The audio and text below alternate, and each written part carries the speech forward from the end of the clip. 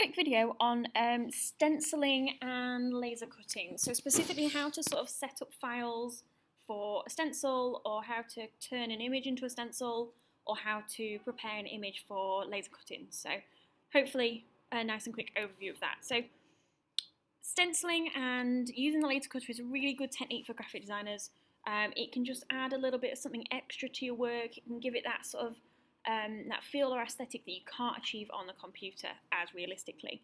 A lot of stenciling can be done with spray paint. You can stencil things with something like an airbrusher or splattered paint or a sponge and ink. So there's loads of different ways once you've got a stencil to work with that you can then apply that to the paper.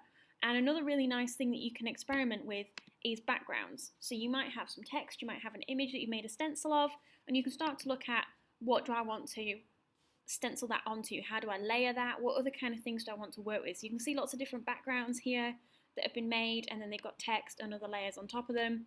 Things like misaligning layers, trying different layers over the top of each other, trying different messy backgrounds, printed backgrounds, patterned backgrounds, backgrounds that you've made with paint, mark making, all that kind of stuff, and layering those sort of colours to get some really interesting effects. You can see lots of different stuff going on. Some really nice versions where they've got printed backgrounds, so specifically looking at like misaligning and then putting things onto pre-made backgrounds, so patterns that you've maybe sort of like printed out and then you can work on top of. So some really nice different examples there, so you can see different things. So there really is a lot of scope, and then you can do different layers of a stencil. So you can see this one is a 3-layer stencil. So it's the same image broken down into 3 colour layers, and I'm going to show you how to do that as well. So there's loads of scope. You can cut these out, so you can make a stencil, do some designs, and then cut them up and collage them, or work into them, or draw over them. You might maybe stencil onto a photograph or something, so you might have a photograph and then you stencil some text onto it. You could use collage backgrounds, you could do anything really. It might be that the stencil actually reveals what's underneath, so you have a stencil that covers up part of your design. There's loads and loads of options. So where do you start? Obviously have a look at some examples, so get inspired by stuff, have a look at how other people do it, have a think about, okay, do I want it to be a 1-layer, a 2-layer, a 3-layer? Is it going to be an outline, or is it going to be filled in shapes? What am I going to stencil onto? Is it going to be 2 colours, 1 colour? And then start to figure out how you want that to look and how you want it to work. You can do stencils by hand, so you can take an image, print it out on the computer, and then use a craft knife like this to cut out the main areas. It does help if you do some image editing first to get your image prepared. It's very difficult to do that from scratch. You can do something more abstract like this, so something that's patterned, so using something more abstract, a pattern, a shape, maybe a repeat pattern or something, and use that. But they tend to take a lot longer because you're doing it by hand and you've really got to be sort of neat, and once you've done it, you've only got that version. Whereas if you use something like a laser cutter, if you've got availability to that, then you've got loads of different versions, so you can use it multiple times, or once it degrades, you can then do another version of it. And you can sort of see how different people have approached that process and how different people have created things. You can do it out of card or cardboard. It doesn't have to be expensive, and it doesn't have to be spray paint. The examples I will show you are spray paint, but these use sponges and different things to create different textures on those layers. Stenciling can also be done with like found materials, so bits of net or bits of fabric, or anything really that's got gaps in it that create interesting texture. So there's loads of different ways to layer things, or it might be that you want like bold typography and you want to spray paint it onto something. So the first thing I do is obviously find an image. So I'm either going to work with text or I'm going to work with an image. I'll show you an example with text first so that you can get your head around how it works with text, and then I'll show you an image. So my piece of text here, I've got a Photoshop document. You could do this in Illustrator, but I find it a little bit easier in Photoshop. So I've got this piece of text which says graphic design. I've made it fill the page because I want it to fill the page, and I'm quite happy with how that looks. I've chosen my font and I'm ready to go. You will see this is a text layer at the moment. The first thing I'm going to do is rasterize that so that I can edit it. Now the important thing, if I put a white background in here, is that all the white on your design wants to be connected. So it all wants to be joined up and connected to each other, otherwise it won't work as a stencil. So it's really important that you understand how a stencil physically works. So if I show you actually what that stencil looks like when you've got it cut out, you can see here where the R is, that we've got these bits here and they're connected. If I didn't have this line, that would have been cut out. So when it cut out the R, it would have gone all the way around, all like that, and we'd have lost that middle bit and you'd have a big blocky R with no middle bit. So I've had to put this line in here to connect that. And you can see the same on the D. If it would have gone all the way around like that, then the centre of the D would have been lost. So I've had to connect those pieces up. So I've had to make sure.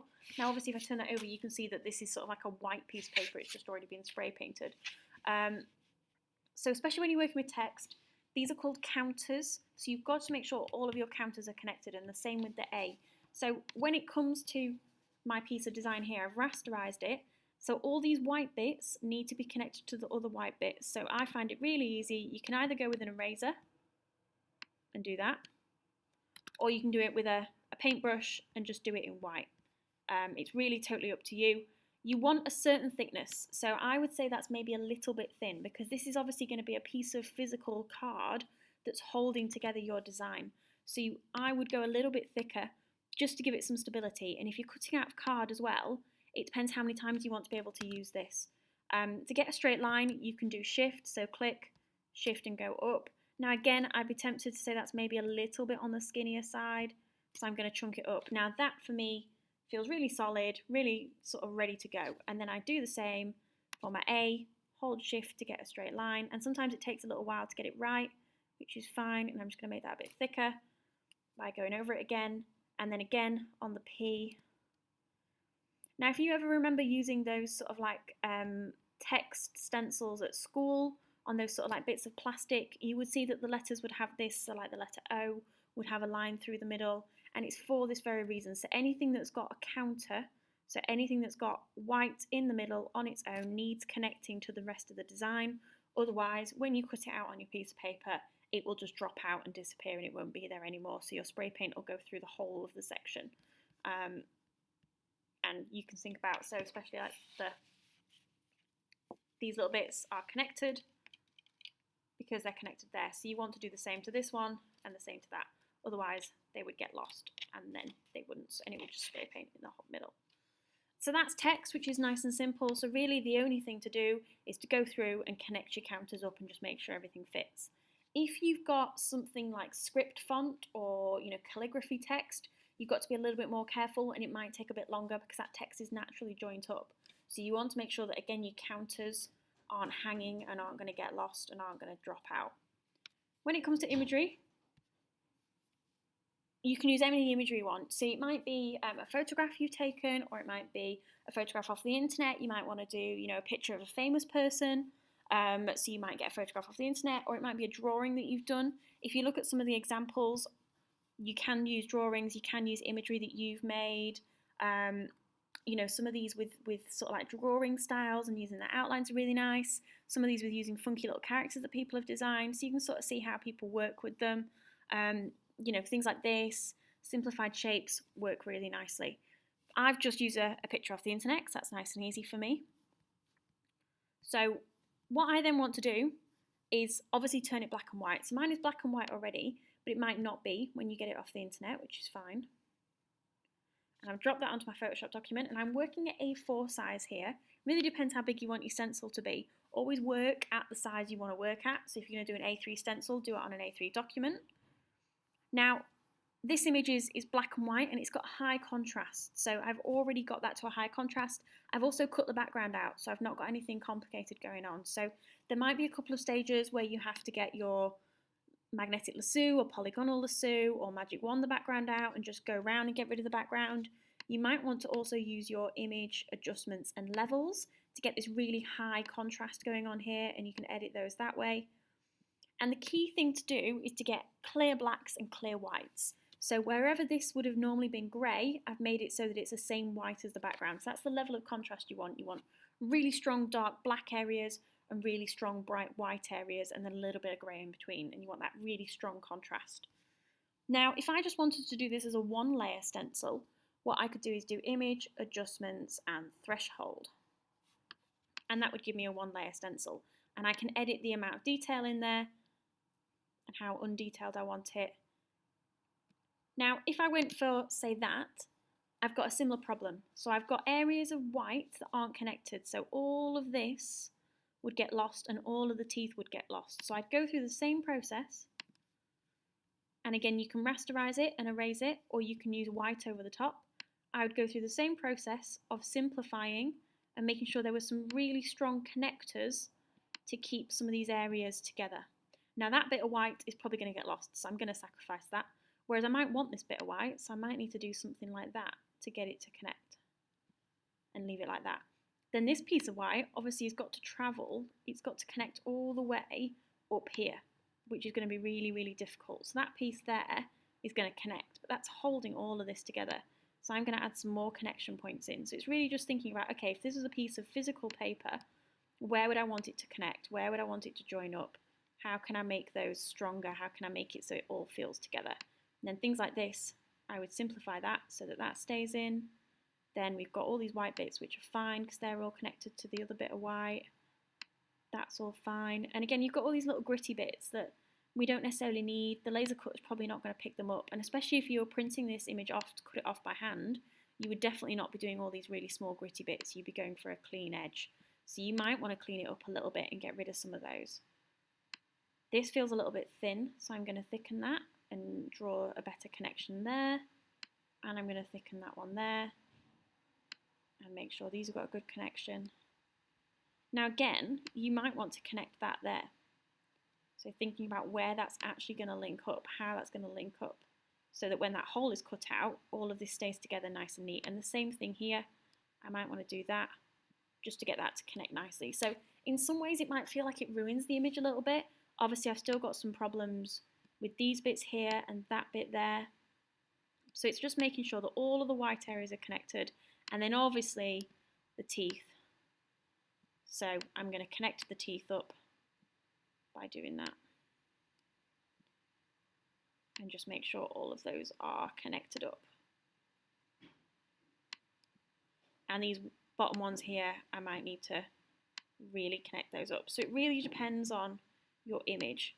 Now, if I'm not bothered about those bottom ones, I could just let them get cut out and that's fine. It's totally up to you how much you want to include, how much you don't want to include, the level of detail you want, etc. So it's really on your personal preference. So we know that one would maybe get lost, so I might actually just cut that in. We're going to sacrifice that one, and then all of this feels fairly well connected. So that would be ready to go. Now, that can be quite a long process or it can be quite a short process. So you can see with the typography, it was a very short process. If this was a digital illustration that you've done, it might be a lot easier because it might be a much cleaner design, whereas we're doing this from a photograph, so it might be a bit harder. So that would be my 1-layer stencil, and by a 1-layer I mean one colour. So I'm going to cut this out, the black will disappear, and then I can spray or sponge or whatever paint or ink through the areas where the black is, and I'm only going to be able to do one colour because that's all I've got, so I just do it once. Now you could repeat it, so you saw from some of those examples where the text was layered in different colours over the top of each other. You could misalign it and do like a glitch effect or something. So there's loads of options you can do with a 1-colour stencil.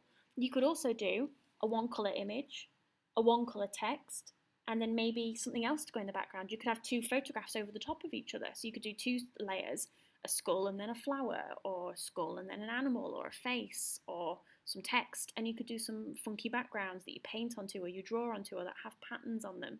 So just because you're doing a 1-colour stencil and a 1-colour image doesn't mean it's going to be boring. You might do several different ones and layer them up and then play around with how you stencil them and what order you do them in, things like that. So that's our 1-layer stencil. If I wanted to bring the original image back in,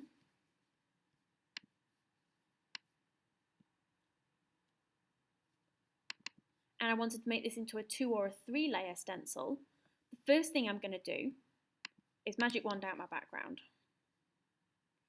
And I'm just going to make sure it only takes the background. So if I untick contiguous, then it only takes that white bit. So I'm going to do that. But I need to rasterize it first. And that gives me that. Now I'm going to duplicate that and I'm going to do, on the original copy, I'm going to do select inverse, and I'm actually just going to go to black and get my paint bucket tool and just fill that in. I might do it on a new layer actually, if that's easier. There we go. So that gives me my first colour layer. So my first colour layer is going to be the base, the main outline, the main chunk, and I want to fill that in with one colour. So just nice and simple, fill it all in with one colour, nice and easy. Then obviously what I want to do, I'm going to delete that one because I don't need that, and I'm going to duplicate that. So I've got another copy. Is I want to do threshold again. So I'm going to do image adjustments, threshold. Now this time, what I want to do is get it quite heavy with detail. So something around there maybe. Click OK. And then I'm going to magic wand the white out again. But this time I wanted to get all the whites. I'm going to untick contiguous. And delete it. Command D. So now I've got that layer. So at the moment, I've got an all black layer and a layer with some detail on.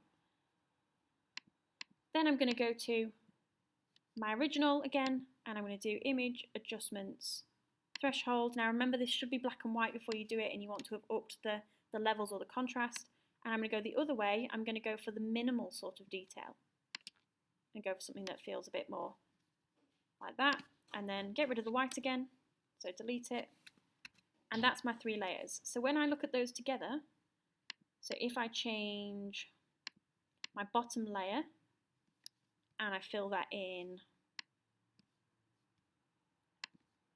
a dark purple, and then I go for my next layer and I fill that in a mid purple, so you can see the bits that are going to be mid purple, and then I go for my top layer and I fill that in a really light purple. I'm just going to magic wand it to make my life a bit easier.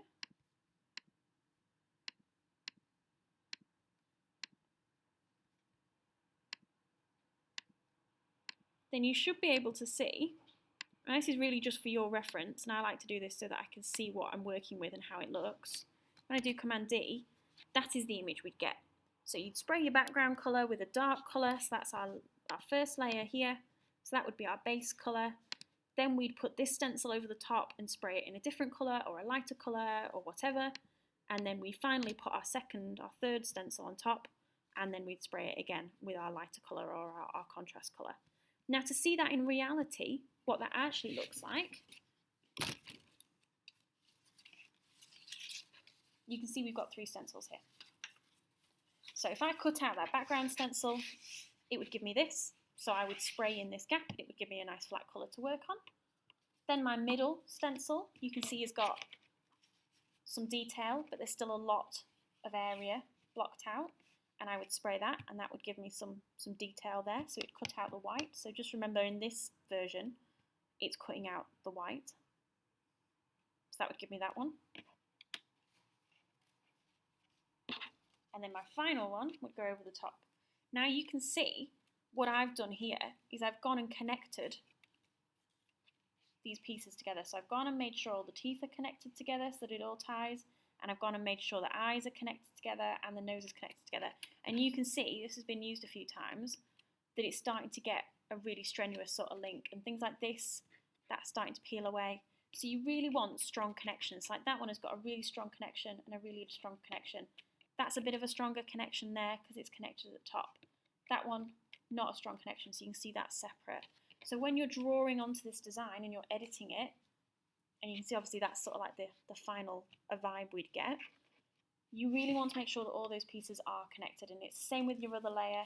So things like this, making sure those are tied up really nicely, making sure all of that's connected together so it all fits, and making sure it all links and is connected together nicely. And to do that, you just go back to your design, find your layer that you want to look at. Now in this case, you can have 2 options. So I could have the white cut out, so these gaps here, or I could have this cut out, and it's totally up to you, really, in terms of how you work. So I would have the purple cut out, so then what I would be doing is erasing some gaps making some connections so that the areas where there's no purple are connected up. So I'd be doing things like that, so that that connects to the outside. I want this to connect somewhere maybe here. So if I do something like that, so it's got a strong connection there. And again, and then obviously the teeth, we want the teeth to connect to the top and where possible connect to each other. Because if it's going to cut the purple out, otherwise, if we don't have breaks in this, it will cut the entire shape out. So it will cut this main outline out first, and you will lose the entire thing. So all that detail on the inside of the skull will disappear because it will have been cut out and it will just drop off. So it's really important, and especially little white bits like these, do you keep them or don't you? And that's totally up to you, your personal preference. And part of this process is that it's abstract. So don't worry if you feel like it's looking a bit weird or it's starting to get really abstract. That's part of the process. That's part of the exploration. It's part of the style as well. You know, you're doing a stencil because you want a certain style, a certain effect. So it's always going to have a different vibe to a photograph. And things like this, do I want that in? If so, I need to sort of connect it like that. And things like that, connected. So very similar to the one layer, you want to make sure all your areas that aren't being cut out, so the first thing to do is identify which bit's going to be cut out, and then figure out, okay, well, all the bits that aren't being cut out need to be connected. So in that case, actually, I don't want that joint up, because that's going to make it worse. So I want that unconnected like that, and I might have that bit unconnected, just to make my life a bit easier. And then you would do that to every layer, basically, to make sure it's ready to go. So if the pink is the stuff that's being cut out, I want to make sure there's loads of areas where the white is all connected up. And with something like this, there are naturally lots of areas where it's all connected up because there's very little actually being cut out of the design. So I don't have to worry too much, but obviously that bit, I want to fix that bit. And then the teeth again, because they're a very fiddly area of the design, I want to just make sure they're all connected at the bottom and we don't lose any. And then we've got this bit here which would get lost otherwise. That bit, that bit, that bit, and so on. And then when you layer those up, you'll really start to see how that comes together as one piece. So that's a 3-layer stencil. Obviously when you send it to be laser cut, or if you print it out and then do it with a craft knife, ideally make all of these layers black again so that they're nice and clear, because the laser cut is not going to pick up the pink. And if you wanted, say, the inside areas to be cut out, then you would need to invert this image. So you would need to fill in the white background, make this black, and then do an invert so that it would cut out the white instead. So lots of different things to think about. Think about your different layers. And the key thing is when setting something up for either stenciling or laser cutting, is to make sure that all of the areas are connected in some way. So if your black areas or your coloured in areas are the bits that are going to be cut out, make sure the non-coloured or the white areas are connected so that when it laser cuts, you don't have loads of bits missing, and if you're cutting it out by hand, you don't have loads of bits that sort of just drop off and get cut off as you go. If you're sending a file to a laser cutter, then you can send it off and it will get laser cut on your choice of material. There's lots of things to consider when you're laser cutting, so you might be thinking about the material, you might be thinking about engraving, or is it going to be a stencil? And then obviously think about what you're printing onto. I use card for my stencils, which means I can use them multiple times, and I can spray them without worrying about them disintegrating. So always think about what you're going to laser cut onto. You can laser cut into fabric, but obviously that stretches. So thinking about whether that's relevant for something like a stencil, it might be too flimsy. And obviously you can laser cut into things like perspex or wood, but they're going to be very thick, so they wouldn't be good for a stencil. Stenciling is a really nice activity, so it's definitely something to try, but just make sure you set up your files right. Obviously, if you're doing something with 3 layers, you would then want to export each layer individually. So you'd save this as an image file, layer 3, save that as an image file, layer 2, save that as an image file. And if you're just doing 1 layer, then you've got your 1 layer to go with, ready to go, basically.